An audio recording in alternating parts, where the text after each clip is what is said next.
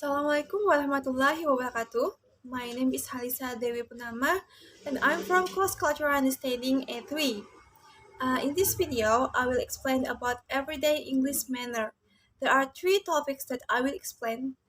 They are walking in the public, queuing, handshake, being demonstrative, minding your peace or please, minding your cues or thank you, applauding, discussing money, talking about the weather, public manner, small talk, tipping, bathroom manner, and table manner. The first topic is about walking in the public. The pedestrians usually walk at the sidewalk, and crosswalks are designated places for pedestrians to cross the street. You should not cross the street when there is no crosswalk. There is usually a sign at the crosswalk that indicating when you should cross. The second topic is about queuing.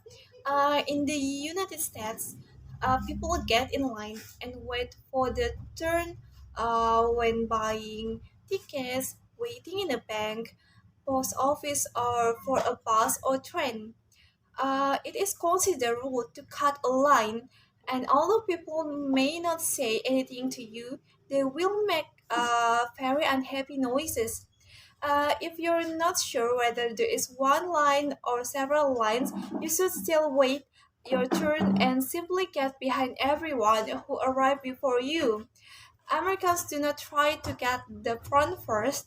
They are very fair, and you will often hear people saying who's next. The general rule is that you are next if you were the first person to have gotten in the line. The third topic is about handshakes. Most people shake hands firmly and briefly when they meet for the first times or in formal situations. For female to female, it is considered good. Yes, in both casual and business settings, and for male to male, it is considered good in both casual and business settings. But for male to female, it is considered good or informal settings and sometimes in informal settings. The fourth point is about being demonstrative. For example, like holding hands. Holding hands sometimes it is considered good for female to female, but in casual settings. But for male to male, it is considered not good, and for male to female, some it is considered good, but only in casual settings. And kissing as a greeting is good. However, it's usually only done between relatives and close friends, but on the cheeks, or between lovers, but on the lips. For female to females, greeting kisses is considered good in casual settings, but for male to male, it is considered not good. But for male to female, sometimes it's considered good, but in casual settings. And another example is fist bumps. For female to females, it is considered not good, but for male to male, it is considered good, but between friends in casual settings. But for male to female, it is rare to do this. Okay, the next topic is about minding your peace or please. Children in the United States are often taught to mind their peace. P is for please. Whenever you ask someone to do anything, you should say please. For example, like you should say please when you ask a taxi driver to take you somewhere. I'd like to go to Pier 39, please. Or you should say please to the waiter when you order your food. I'd like the salad pasta, please. Or when you are over something you want, the answer should never just be yes. It should always be yes, please. The next topic is about minding your cues. Children in the United States are often taught to mind their cues.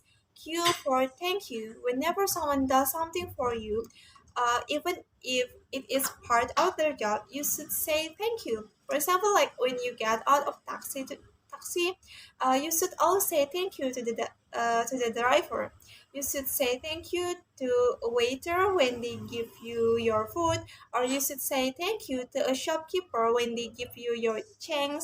When you are offered something you don't want, you should never say no. You should always say no, thank you, or just thank you. Okay, the next topic is about apologizing. In the United States, apologies often come by way of assuming guilt. If you have done something wrong, you should apologize by expressing remorse and admitting responsibility. Although apologies are best delivered in person, America's widespread use of technology is making digital apologies more commonplace.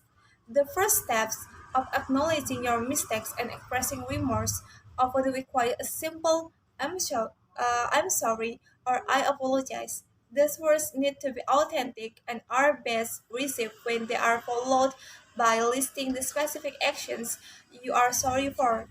In the second steps of admitting responsibility, empathize with how the other person felt about your actions. By admitting fault, you can restore trust and goodwill from the person you hurt. After apologizing, it is important to correct the behavior to avoid making the same mistakes. Don't over excuses and don't expect instant forgiveness. Next topic is about discussing money. Americans appreciate the privacy, especially when it comes to matters of money. They think it is impolite to talk about money. They would not like to be asked how much things cost or how much money they make. This is seen as an invasion of privacy and very rude. Okay, the next topic is about talking about weather. In the United States, Americans usually check the weather forecast before they start an activity in that day. It is because the weather there is erratic and can change in one day. The next topic is about small talk. Small talk is acceptable and is considered nice in the United States. There are some topics for small talk. The first one is likes. Make a list of four things that you like, dislike. Do not talk about anything that you dislike. Remember that you must keep this positive. The third one is personal news. Make a list of four things that are happening in your life. Don't talk about anything that personal. The idea is to talk about like current events in your life. The fourth is interest. Make a list of four things that interest you. The fifth is current events. What are two or three current events in the news that you find interesting? The next is sports. If you like sports, be sure to talk about sports. And story. If you can tell a story, that's good. Everyone always likes a good story. What kind of story? It could be anything. It could be something that happened to you, something that happened to someone you know, like your friends or your relatives, or something that happened over the weekend. Anything. It just has to be a story. The next is about family member. You can talk a little bit about your family member, like your brother or your sister. If something comes up in the conversation that reminds you of a family member, you can bring that person into the conversation. The last one is about friend. The same thing goes for a friend. You can talk a little bit about a friend. If something comes up in the conversation that reminds you of a friend, you can bring that person into the conversation. Okay, next topic is about tipping. Tipping your server about 50% to 20% is required. Restaurant and bar menus indicate prices without sale taxes, which varies by city or country, and tips for about 15% to 20%. So everything you will order on the menu will end up costing about 21% to 26% more. No tips are needed at fast food restaurants or for carryout. Tipping is also common in the service and hospitality industry, from valet to housekeepers at your hotel.